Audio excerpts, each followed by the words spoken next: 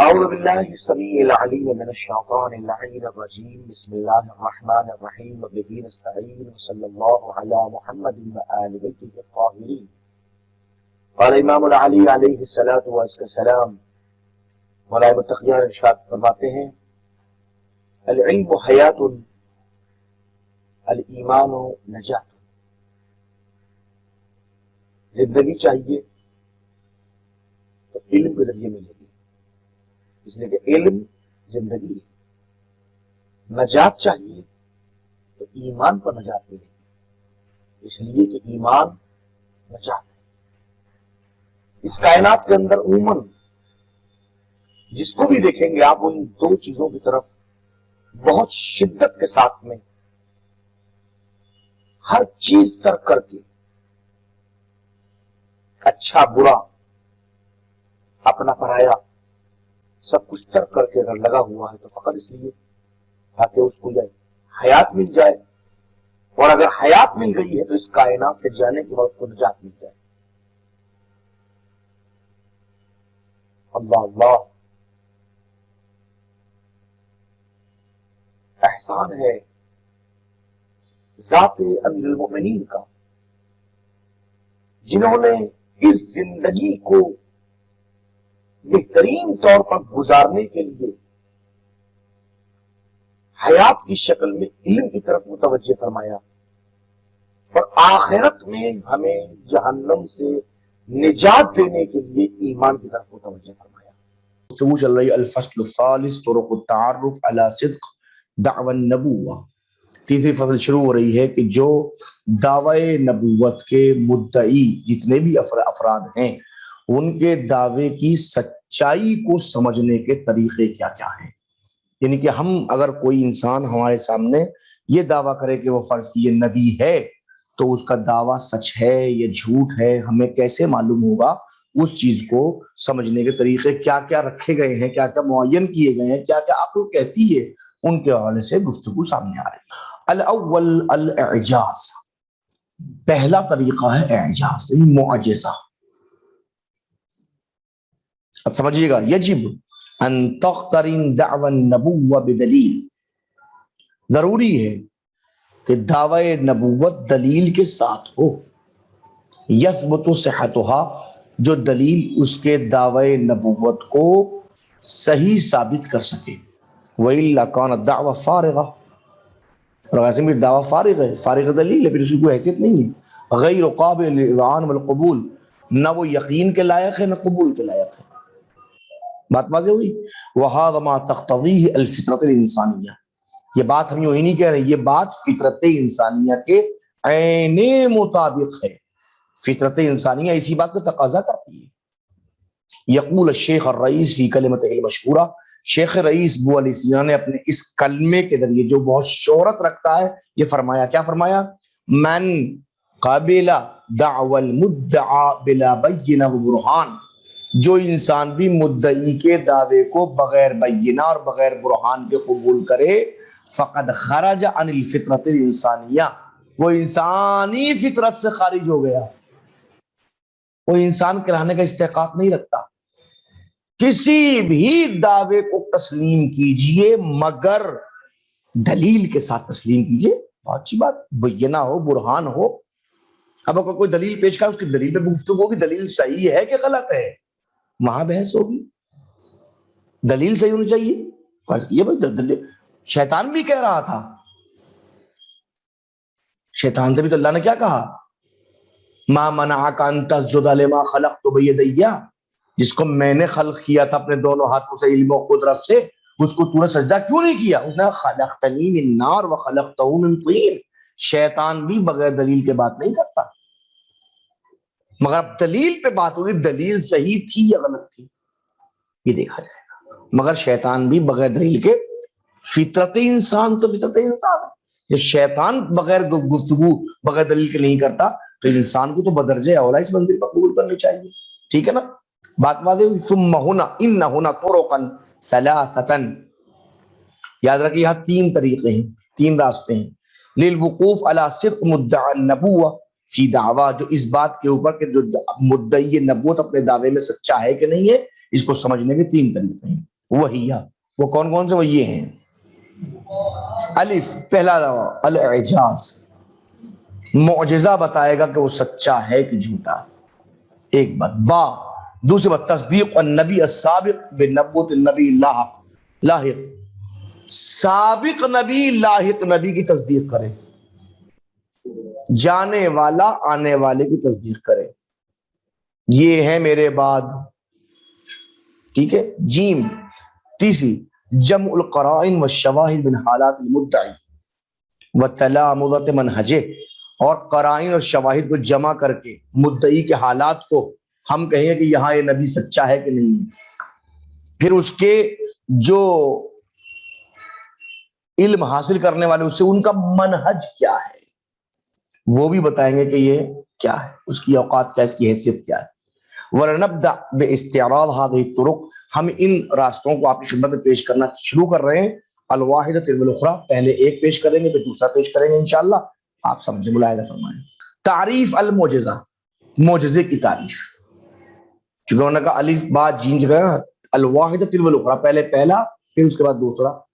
معجزے کی تعریف. المشہور فی تعریف المعجزہ انہا، معجزے کی تعریف میں کیا یہ کہا گیا؟ امر، ایک امر ہے، خارق للعادہ، جو عادت کے برخلاف، عادت کے برخلاف. عادت یہ ہے وہ ادھر سے نکلتا ہے. سورج ہمیشہ مشرق سے طلوع ہوتا ہے، مغرب طلوع ہو جائے تو معجزہ ہے. عادت کے برخلاف ہوتا ہے، فطرت کے برخلاف نہیں ہوتا. مقرور بالتحدی، تحدی کے ساتھ ہوتا ہے. تحدی نہیں، چیلنج کے ساتھ ہوتا ہے، بغیر چیلنج کے کام نہیں ہوتا. ٹھیک ہے نا. ایک بات مع عدم المعارضہ، اس کے مقابلے میں کوئی چیز موجود نہ ہو. وہ الیہ کا توضیح ہو. اب کی خدمت میں اب کچھ وضاحت پیش کر رہے ہیں. ان ہناک امورا، بہت سارے آپ کی خدمت میں امر سامنے آتے ہیں. تعد خارقہ من مضاد للعقل، جن کو آپ خارق عقل تصور کرتے ہیں. جو خارق نہیں، خارقہ کا مطلب مضاد، ضد، یعنی عقل کی ضد میں سامنے آتی ہیں. جیسے کہ اجتماع النقیضین، نقیضین کا جمع ہونا، کالا اور سیاہ، کالا اور سفید، معاف کیجیے گا سیاہ تو کالے ہی ہوتے ہیں، کالا اور سفید. کالا ضد ہے سفید کی، سفید ضد ہے کالے کی.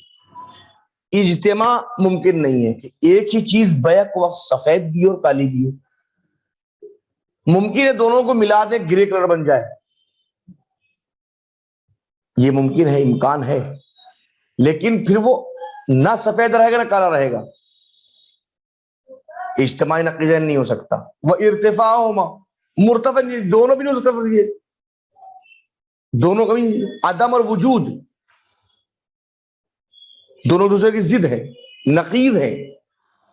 اب کوئی چیز ہو بھی اور نہیں بھی ہو، یہ بھی نہیں ہو سکتا.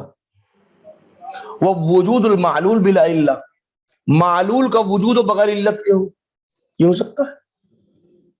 یہ کون سے؟ یہ خارق عقل چیزیں ہیں. نقیضین کا جمع ہونا، نقیضین کا مرتفع ہو جانا، معلول کا بغیر علت کے ہونا، ونحو ذالک. اس کے علاوہ اور بہت سارے امور ہیں جن کو ہم کہہ سکتے ہیں. ان تمام امور کو ہم خارق عقل کہتے ہیں. وہ امور اخرى، کچھ اور بھی امور آپ کے سامنے آئیں گے. تو خالف القواعد العادیہ، جو عادت کے قواعد کی مخالفت کریں گے. کیا مطلب؟ بمعنی انہا تعد محالات، جن کو ہم محالات میں شمار کرتے ہیں، یہ محال ہے.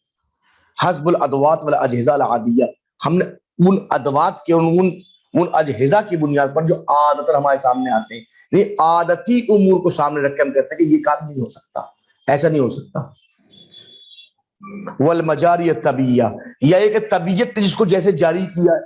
آپ دیکھیں گے جب بھی پانی بہتا ہے، ادھر آپ جنوب سے بہتا ہے، اور آپ نہیں سمتیں چار ہیں، مشرق مغرب شمال جنوب. شمال سے جنوب کی طرف بہتا ہے پانی ہمیشہ. ہمیشہ پانی ادھر سے آئے گا، اتر سے آئے گا، دکھنی طرف جائے گا. دیکھ لیجیے آپ، یوں آ رہا ہے پانی اوپر سے نیچے کی طرف.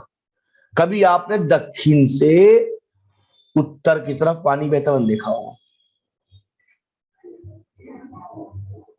جتنی ندیاں آپ دیکھ لیجیے اوپر سے اتر سے نکل کے نیچے آ رہی ہیں. اب یہ طبیعت کی بنیاد ہے, طبیعت ادھر کو لے کے جا رہی ہے. اب اگر کہیں ایسا ہو کہ دریا یوں آتا ہے اور یوں چلنے لگے تو یہ عادت کے برخلاف ہوا, عقل کے برخلاف نہیں. ٹھیک ہے نا. وَلَكِنَّهَا لَيْسَتْ مُحَالًا, لیکن حقیقت میں محال نہیں ہوتے. عقلاً, عقلی طور پر محال نہیں ہوتا. لو کان هناك ادوات اخرى خارجہ عن نطاق العادہ, کہ اگر وہاں کچھ ایسی چیزیں سامنے آ جائیں جو اس کو عادت کی حد سے باہر نکال دیں. وہی المسمى بالمحاجز, یہ کون سی چیزیں ہوتی ہیں کہ جو عادت کی حد سے باہر نکال کھڑا کرتی ہیں؟ انہی کو محاجز کہا جاتا ہے, انہی کو ہم محاجز کہتے ہیں. معجزہ اسی کا نام ہے. جیسے وذالک حرکت جسم کبیر من مکان الی مکان آخر بعیدا ہو, جیسے ایک بڑے جسم کا ایک مکان سے ایک دوسرے مکان پہ پہنچنا جو اس سے بہت بعید ہے. بہت بڑا پتھر ہے جو ہلتا بھی نہیں انسان سے, عادت ہے کہ ہل ہی نہیں سکتا. ہم کہتے ہیں محال, ایک آدمی ہلا ہی نہیں سکتا, ایک جگہ سے اس کو ہلانا, لیکن ایک آدمی اس کو 2 انگلیوں کو اٹھائے اور اٹھا کے یہاں سے اٹھا کے وہاں رکھ دے. یہ معجزہ ہے, عقل کے برخلاف نہیں ہے, عادت کے برخلاف ہے. بات سمجھ آ رہی ہے؟ یاد رکھیے گا, بار بار میں کہہ رہا ہوں, عقل کے برخلاف نہیں ہے. معجزہ عقل کے خلاف نہیں جاتا, عادت کے خلاف جاتا ہے. ٹھیک ہے. فی فطرت زمانیہ, ایک اچھا یہ ایک بڑا جسم ایک مکان سے دوسری جگہ جو بعید ہے رکھ رہے ہیں, فی فترت زمانیہ, اتنی تھوڑی مدت کے درمیان, کہ لا تزید علی طرفۃ العین, کہ ایک انسان ایک پلک بھی جھپکنے سے بھی زیادہ مدت نہ ہو. بلا تلک الوساط العادیہ, بغیر اس عادی وسائط کے, بغیر عادی واسطے کے, ملک سبا سے تخت بلقیس کا اٹھا کے لے کے آنا یمن تک. کہاں یمن, کہاں سبا, 2 الگ الگ ملک, ایک پورے تخت کا اٹھ کے وہاں سے آنا. آج بھی آپ لا سکتے ہیں, کرین سے اٹھا کے جہاز میں رکھیں گے لے کے چلے آئیں گے, لیکن اتنی مدت میں کہ پلک جھپکنے کا یہ تو رکھا ہے. یہی تو آصف نے کیا تھا, آصف نے برقیہ نے. یہ معجزہ ہے. فَإِنَّهُ غَيْرُ مُمْتَنِعٍ عَقْلًا, اس لیے کہ یہ عقلاً ممتنع نہیں ہے. وَلَكِنَّهُ مُحَال عادت, لیکن عادتاً یہ محال ہے. وَمِنْ هَذَا الْقَبِيلِ, اور اسی قبیل سے, اسی مرحلے سے, کہ جہاں عادت کے برخلاف ہو اور اس طرح سے معجزے کا استعمال ہو. ما يحكيه القرآن من قیام, کچھ چیزوں کا قرآن نے حکایت کی ہے ان چیزوں بیان کرتے ہوئے, کہ من اوتی علما من الکتاب, کہ جس کو کتاب کا تھوڑا سا علم دیا گیا تھا, باحضار عرش بلقیس ملکۃ سبا, وہ عرش بلقیس کو جو ملکہ سبا تھی اس کے عرش کو لے کے آیا تھا, اس نے حاضر کیا تھا. من بلاد یمن الی بلاد الشام, بلاد یمن سے بلاد شام تک. فی طرفۃ عین, کتنی مدت میں؟ پلک جھپکنے کی مدت میں. بلا توسط شیء من تلک الاجزاء المادیہ المتعارفہ, بغیر کسی ایسے مادی اور متعارف وسیلے کے استعمال کیے بغیر اٹھا کے لے آئے. فتحصل ان الاعجاز امر خارق للعادہ لا للعقل, یہ بات سنائی کہ اعجاز جو ہوتا ہے وہ ایسا امر ہوتا ہے جو خارق عادت تو ہوتا ہے, خارق عقل نہیں ہوتا. بات واضح ہوئی. ثم ان الاتیان بما هو خارق للعادہ, پھر یاد رکھیے خارق عادت کام کا انجام دینا لا یسمى معجزا, یہ اکیلا معجزہ نہیں کہلاتا ہے. معجزے کی تعریف سمجھیے گا بھی دیکھا ہم نے, بعد میں ایسے بتا رہے ہیں آپ کو. فقط خارق عادت کام کا انجام دینا معجزہ نہیں کہلاتا. پھر الا اذا كان مقترنا بدعوى النبوة, جب تک نہ ہو جب تک کہ وہ دعوی نبوت کے ساتھ ہو. واذا تجرد عنها, لیکن اگر کوئی خارق عادت کام دعوی نبوت سے خالی ہو, وصدر من بعض الاولیاء اللہ تعالی, اور بعض اولیاء اللہ سے صادر ہو, یسمى کرامتن, تو اس کو کرامت کہا جاتا ہے, معجزہ نہیں کہا جاتا. وذالک, جیسے کحضور الرزق لمریم علیہ السلام بلا سعی طبیعی, جیسے جناب مریم سلام اللہ علیہ کے لیے بغیر سعی طبیعی کے رزق کا آ جانا. قرآن کہہ رہا ہے وَإِذَا دَخَلَ الْمِحْرَابَ وَجَدَ عِندَهَا رِزْقًا، کہ جب بھی جناب زکریا محراب میں داخل ہوتے تھے اور دیکھتے تھے کہ مریم عبادت کر رہی ہیں تو وہاں جو ہے وہ بہت نئے نئے پھل رکھے. وقال ان لك هذا، یہ کہاں سے لے کے آئے؟ قال هي من عند اللہ، اللہ کے پاس سے آئے. امر خاری کا جب پھل کون سا آتا تھا؟ جس کا پھل کا زمانہ نہیں ہوتا تھا، ورنہ جناب مریم کی عصمت کے اوپر انگلی اٹھ جاتی. کھجوروں کا زمانہ، کھجور آ گئی. آم کا زمانہ، فرض کیجیے آم آ گئے، تو اب عصمت مریم محفوظ نہیں رہے گی. پتہ نہیں کون دے گیا، پتہ نہیں کسی تعلقات ہے. استغفر ثم استغفر، سمجھ لے کی بات کہہ رہے ہیں. ورنہ کون سے کھجور کا زمانہ نہیں ہے، کھجور آ رہی ہیں. انگور کا زمانہ نہیں، انگور آ رہے ہیں. کوئی دعویٰ بھی نہیں ہے، امر خارق عادت ہے مگر بغیر دعوے کے. اس لیے کرامت مریم ہے. وَلِأَجْلِ ذَلِكَ كَانَ الْأَوْلَى أَن يُضَيِّفُوا إِلَى التَّعْرِيفِ قید مع دعوی النبوة. یہی وجہ ہے کہ بہتر یہ ہے کہ جب ہم تعریف معجزہ کو بیان کریں تو تاریخ معجزہ کے اندر ہم اضافہ کریں اس قید کو کہ مع دعوی النبوة، دعوی نبوت کے ساتھ. ٹھیک ہے. وَلَا يَتَحَقَّقَ الْإِعْجَازُ إِلَّا إِذَا عَجَزَ النَّاسُ عَنِ الْقِيَامِ، اور اعجاز متحقق نہیں ہو سکتا کب تک؟ جب تک کہ اس کے قیام سے لوگ عاجز نہ ہو جائیں. ما اتا بہ مدعی النبوہ، کون سی چیز کو؟ جس چیز کو دعوی نبوت کرنے والے نے پیش کیا ہے. جو دعوی نبوت کرنے والا جس چیز کو پیش کر رہا ہے اس کو پیش کرنے سے لوگ عاجز ہو جائیں تبھی اس کو کہتے ہیں. وہ یترتب علی ھذا، اور اس بنیاد پر، اس دعوی نبوت کی بنیاد پر کہ دعوی نبوت کرنے والا دعویٰ کر رہا ہے اور ایسی چیز پیش کر رہا ہے کہ جس کو لوگ انجام نہیں دے سکتے، لہذا اب اس بنیاد کے اوپر انما یقوم بہ کبار الاطباء، جو بڑے بڑے طبیب ڈاکٹرز انجام دیتے ہیں، والمخترعین، اور نئے نئے ایجاد کرنے والے ایجاد کرتے ہیں، من الامور العجیبہ، عجیب امور سے، خارج عن اطار الاعجاز، وہ تعریف معجزہ سے خارج ہے. آج میڈیکل سائنس نے ایسا روبوٹ بنا لیا ہے، آدمی کو اب کرنے کی ضرورت نہیں پڑتی ہے. وہ روبوٹ آئے گا، روبوٹ خود ہی کاٹے گا آپ کو، اسے پتا کتنا کاٹنا ہے. آپ کا ہاتھ دبے گا تو فرض کی ایک نس اضافی کٹ گئی، وہ اتنا ہی کا، وہ جتنی ضرورت نہیں کاٹے گا، وہ کاٹے گا پورے ہارٹ کے جو اس وقت آپریشن ہو رہے ہیں وہ کمپلیٹلی کمپیوٹر کر رہا ہے. ارے کیسے ہو سکتا ہے؟ کاٹ بھی دے، صحیح بھی کر دے، سل بھی دے، سب کچھ کر دے، کہ معجزہ ہے؟ نہیں، معجزہ نہیں. اس لیے کہ اس کو عام لوگ انجام دے سکتے، جس کو عام لوگ انجام نہ دے سکے، جس کو دینے سے عاجز ہو، تبھی تو معجزہ. معجزہ والا اعجاز اس عاجز ہو. کما انما یقوم بہ السحرہ، جیسے کچھ جادوگر انجام دیتے ہیں، والمرتاضون، یا ریاضت کرنے والے انجام دیتے ہیں، من الاعمال المدہشہ، ایسے اعمال جو دہشت میں ڈالنے والے ہوتے ہیں. لا یعد معجزا، ان کو معجزہ شمار نہیں کیا تھا، لانتفاء هذا الشرط، اس لیے کہ وہ اس شرط سے منتفی ہوتے ہیں.